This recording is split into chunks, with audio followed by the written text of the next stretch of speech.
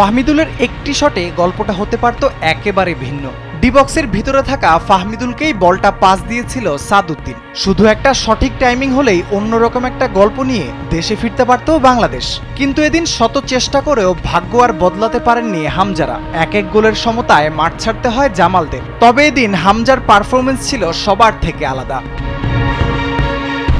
মাঠের এপার থেকে ওপার পুরোটা জুড়েই ছিলেন হামজা, কখনো ডিফেন্সে কখনো প্রতিপক্ষের ডি বক্সে। দলের ফুটবলারদের বুঝাচ্ছিলেন কিভাবে খেলতে হবে, প্রতিপক্ষের পা থেকে বল কেড়ে নিয়ে দিচ্ছিলেন সতীর্থদের। কিন্তু একের পর এক চেষ্টা করেও গোল আর আসেনি।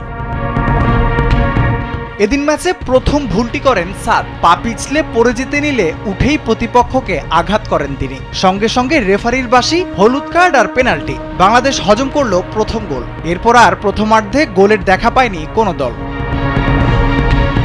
ম্যাচের দ্বিতীয়ার্ধে ছিল কার্ডের ছড়াছড়ি। সমিতকে ফাউল করে দ্বিতীয় হলুদ কার্ডে মাঠ ছাড়তে হয় অলিভার গেরবিককে। শুরু হয় 10 জনের হংকংয়ের বিপক্ষে বাংলাদেশের লড়াই। 84 মিনিটে ফাহমিদুলের হেডে দ্রুত গতির শটে গোল শোধ করেন রাকিব। প্রাণ ফিরে পায় বাংলাদেশ।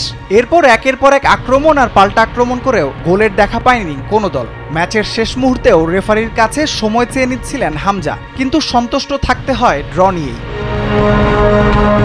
রাফিউল ইসলাম রাতুল, কালবেলা।